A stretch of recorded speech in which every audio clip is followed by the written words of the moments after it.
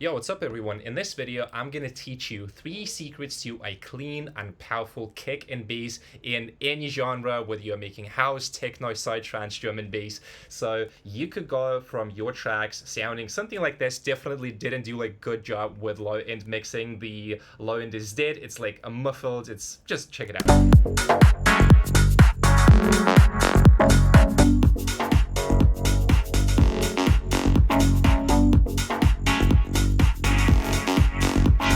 And this is the track that we're going to be working with. Good bass, good kick, punchy, powerful. Check it out.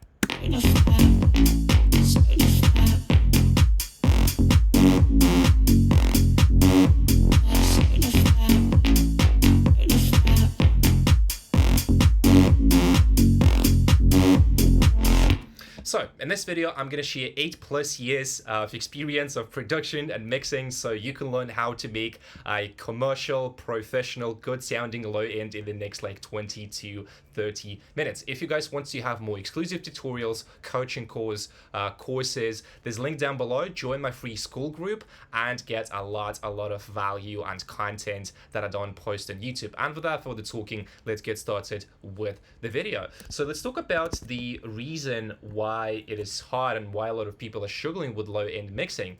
So for example, if we take a sound wave, which is 60 hertz, its length is going to be 5.5 meter or 18 feet. So it is a lot of energy, and without realizing it, it's impossible to mix well. What may sound good in your home studio may sound horrible in the club, and the same thing on headphones. So quite often you crank up the volume of the low end, maybe you boost low frequencies, but what you don't realize is like a lot of energy, and without listening, without feeling that sound like on a good club system, it is impossible. So you need to be testing your music in the club. But I'm gonna show you the strategy, right? So I want to give you a little example here. If we take this little section and I have 2 kick and 2 bass, like 2 kicks and 2 basses. This one is unprocessed one, so it's just the side chain. So just try to listen how this one sounds, let's say, on this big system, uncompressed.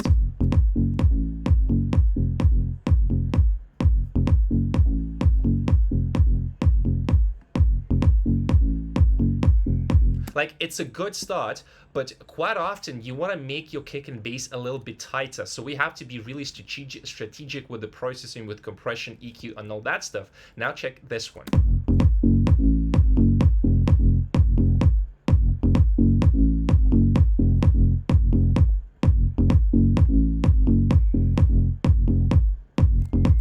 And one more time, the old one. So the old one doesn't feel as tight, it doesn't feel as loud, and this is where we're going to talk about the next slide. So understanding low end dynamics. Generally, you don't need a lot of dynamics in the low end in club music. Don't kill your low end, but make sure it's tight. Not understanding this causes inconsistent low end, which sounds weak on a club system, right? So the more dynamic range you have, the more the speaker will vibrate, right? And then the more of these elements you have in the track, the harder it will be for you to get like tight, powerful, punchy, loud mix. So if you look at the unmixed one, you can see there's quite a bit of dynamic range, right? And because of that, again, the speaker will need to vibrate. And if you have the kick, if you have the bass, if you don't like make it a little bit tighter, it can be hard for the club system to play the sound. So the mixed one, I compressed and limited, so we have like 45 dB of dynamic range here, so it's a little bit tighter. Again, we don't have to kill the bass, but something it's important to understand, right? So let's go to the next slide. The foundation to a good low end. So it's really just 3 things: sound selection, kick bass length, and phase alignment. I'm gonna link 2 videos on sound selection and the common mistakes when mixing kick and the bass, just so you guys could check it out, so I don't have to repeat myself. And now let's go to the actual strategy. So number 1 is gonna be EQ. So first thing I like doing is looking at understanding the frequency of my kick and bass. Based on that, I can make my mixing decisions. In this case, I selected a good kick that doesn't conflict with the bass too much. So if we go back to the channel and we're gonna disable everything. So we're gonna start with the EQ. So what we have here is going to be this EQ. And if you look at the bass, So we just have this conflicting frequency. We can actually disable this. I really like Pro Q because you can actually see,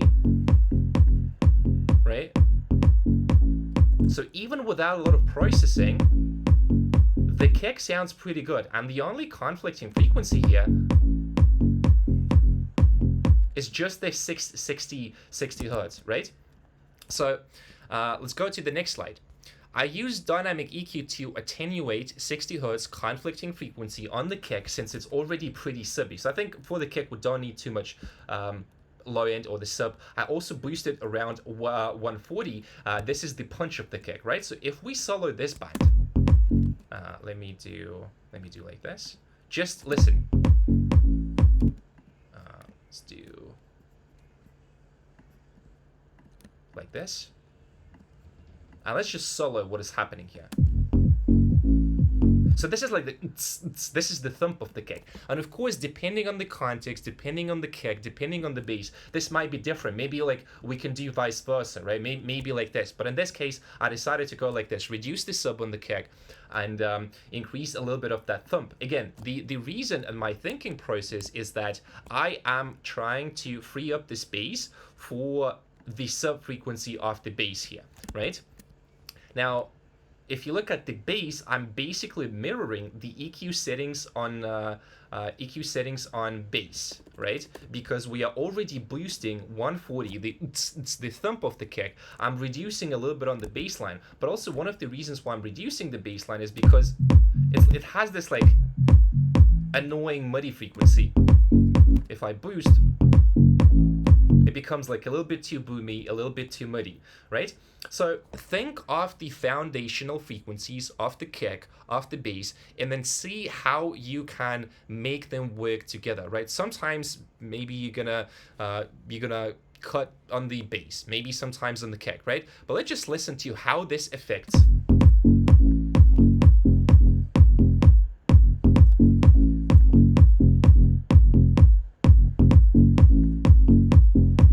just makes it slightly more balanced, slightly more like well-rounded sound. Not too much bass, not too little. Same on the kick, right? If we go here and we reduce this,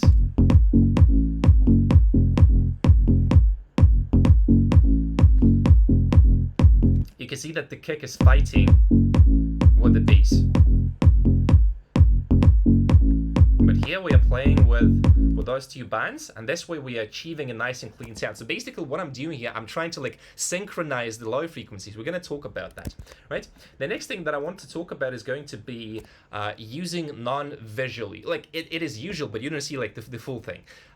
It's cool to train your ears this way. The big benefit of using them is that it's easy to get the right sound within 1 minute of playing with it. And it also sounds good. I used it for the kick. So just by following this first step, you will already make your kick and bass sound so much better. So let's go here, and I'm going to disable what I did, and then I'm going to quickly explain the settings here. So this is without.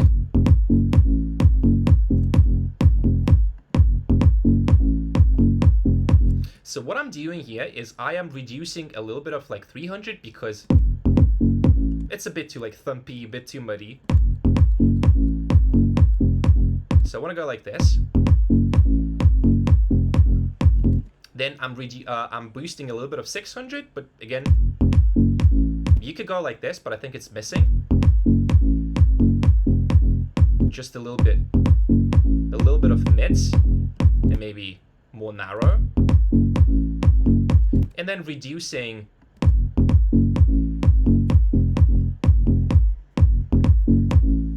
it's too clicky. But like again, I'm always thinking of what kind of kick and bass sound I like. I like balanced, subby, rounded, not too aggressive, just like really rounded sound. That's it. Something like this. And then the same thing you can do on the bass, but we're not going to be doing that because you need to practice. All I'm giving you here is like the strategy, the mindset of what you can do. So let's go to the next step. Mixing step number 2, compression and limiting, and this is going to be the game changer for you. Compression will be one of the most tricky things, but it has the most impact. The goal here is to limit the dynamic range to the point where it's tight and powerful. Too much or too little compression is not good. You need to find a balance. And here I just want to say, some people say that you don't need to use compression. Some people say compression is important. See what works, right? You need to test. So let's imagine the first line is the bass and the second is the kick. We want them to work together in tandem like one mechanism. So basically all we are doing with compression is trying to like balance those two, like fuse them, I don't know, like mold them, just make sure that they are dynamically working well together. So by changing the attack and release settings, we can make kick and bass groove together. And this is going to be an example that I'm going to show you right now. So we have a compressor, and I want you to listen to how the compressor makes the kick sound compared to the bass line, right? So first let's go without, once again. I mean, it's still pretty decent. Now with compressor. So the goal here is to find such attack and release values that, you know, if we make it too short, it just kills the kick. It's a little bit too much, because I like having a little bit of attack, so it could be like from 18 to like 40. Let's just find that value. I think it's around 30 for my ear.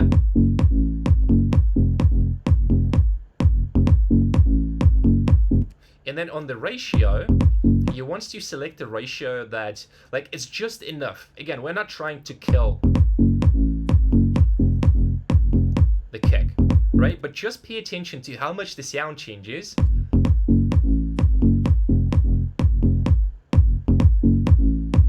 This one is too much.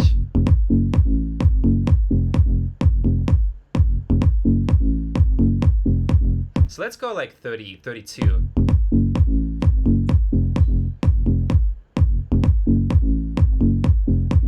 I think is a sweet spot, right? So you can see how much the sound changes, and then we need to set the loudness. So let's go back to the presentation. I hope it makes sense, right? So we are like, with the attack and release settings, we are trying to like synchronize those two elements. So test different ratios, could be like 2:1, like 4:6 for kick and bass. This is really, really, really important. Same with attack, right? So depending on like what kind of sound you have, you may want to have a longer attack, you may want to have a shorter attack, right? You don't need to use like this specific compressor that is not like something that important.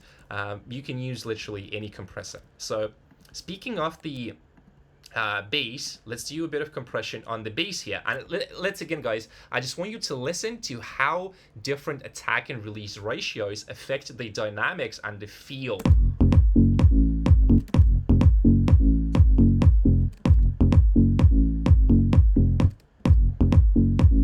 So we want to like fixate the bass.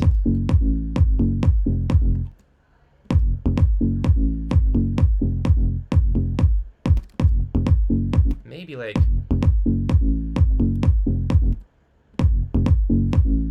that's a bit too much. Not bad, but I want to do like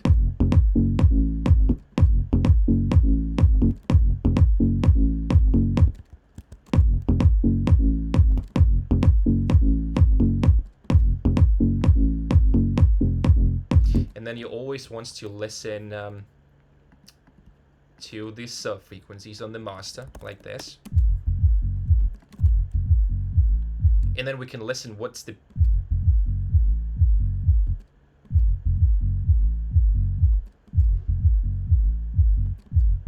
I think we can leave it the way it is. Like again, guys, the goal here is to find attack and release ratios that glue the sound, and again, don't do too much. Maybe do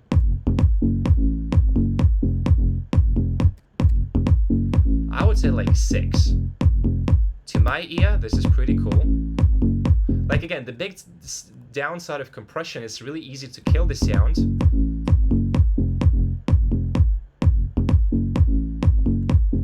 But it's like, you know, pretty minimal, nice and tight.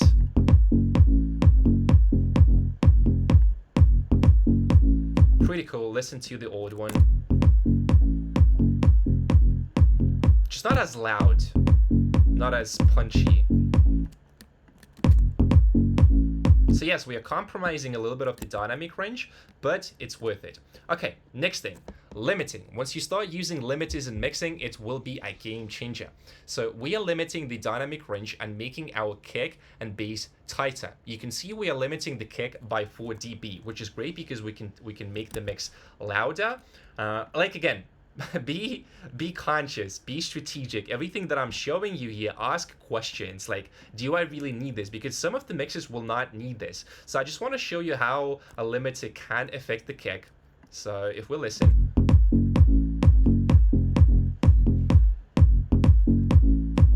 this is the original kick, and if we push it,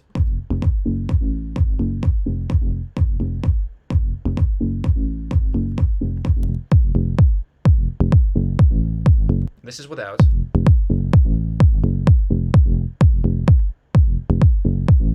So you are essentially making it tighter. You're squashing the bass, like squeezing it a little bit more. And because of that, we want to find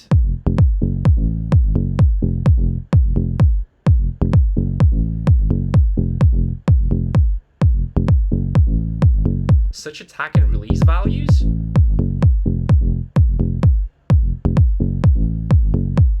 I think like this. Something like this, right? And then without.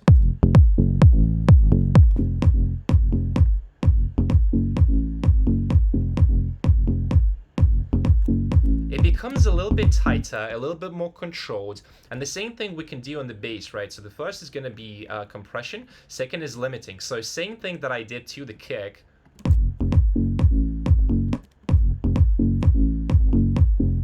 I would just reduce the loudness a little bit. So we are just controlling the loudest parts of the... Maybe make it shorter. So it grooves together with a kick. And that's it. Oh wait, something.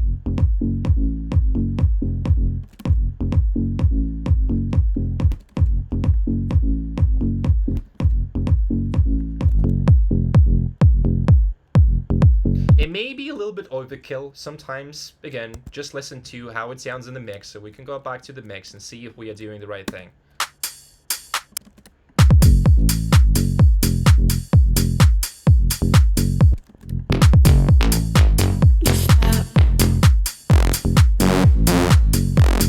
And let's just compare that to the old one.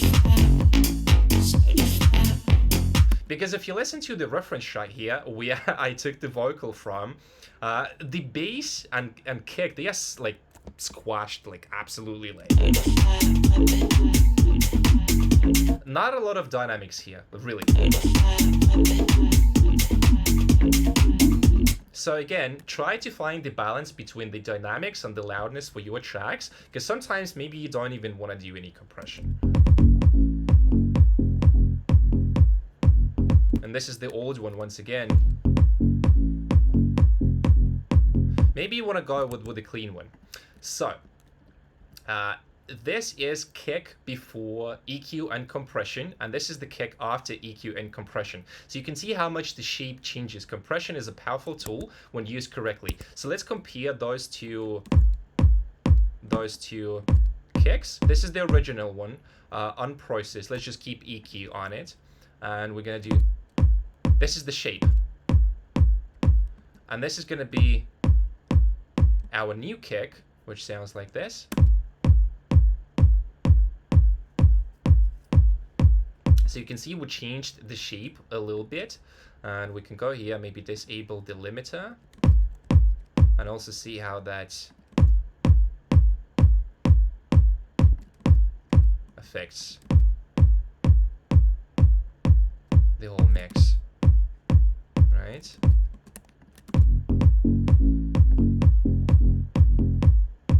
So it is a lot tighter.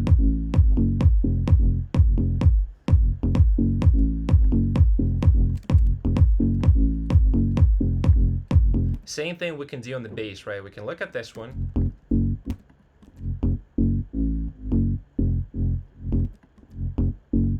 So it's pretty consistent, right? The loudness. And then if we take a look at the old one, right, you can see inconsistency in the notes, and this is the whole goal of compression, of limiting, of EQing when it comes to the low end, because you want to make it tight and consistent. That's really the goal, right? So now let's talk about the master processing, because this is also going to be a game changer. So on the master here, I have a few plugins which can be, really useful for you as well. So let's go step by step, and I will explain the logic and everything here. So we have the kick and the bass. Let's put the limiter back, but not as loud.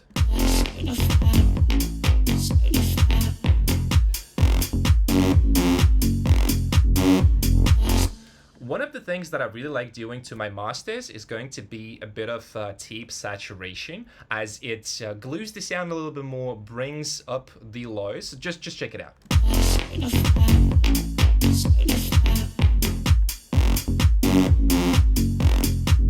This is without.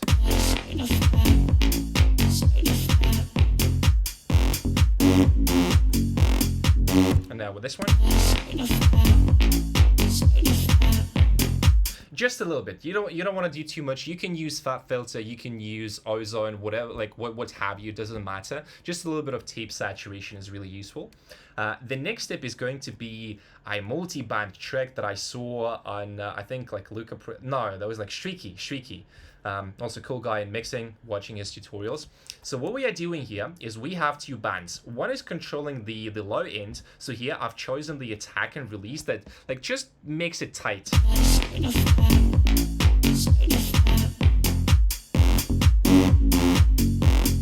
Just a little bit. Again, you don't want to kill it too much.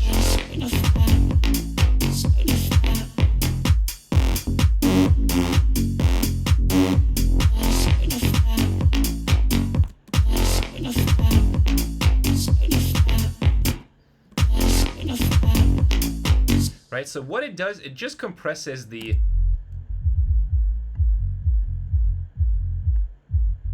bit too much. But if we do like this,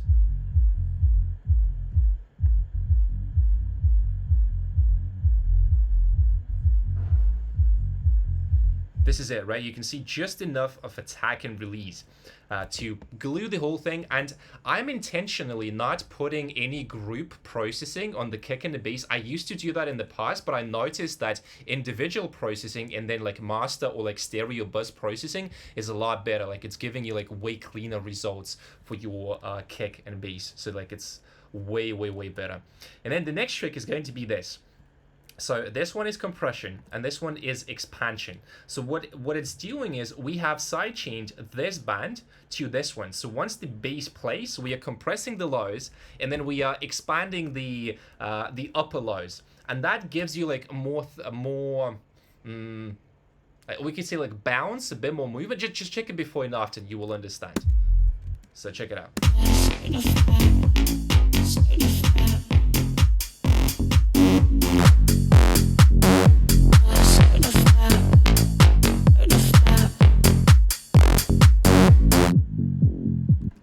And then without this one.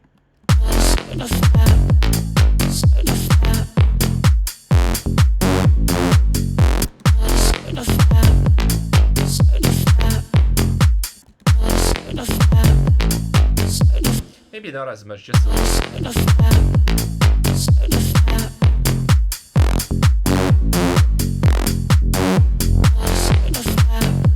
Something like that. And the last step is going to be a compressor on the master, which has like a pretty short attack, long release, and we have a sidechain band here, right? Because we already compressed with the multi-band compressor, so we don't need to do like a lot here.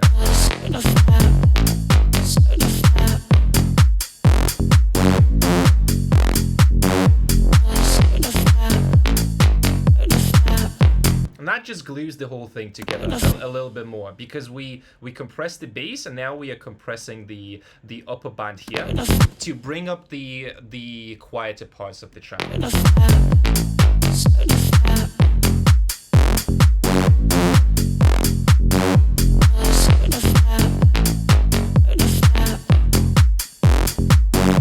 and let's listen to the same thing with the old kick and bass.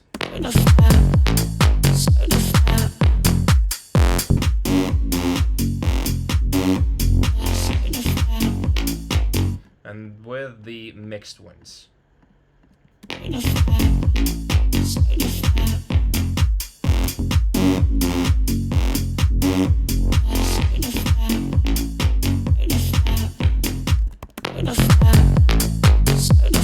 And then we can test the old mix of the same track.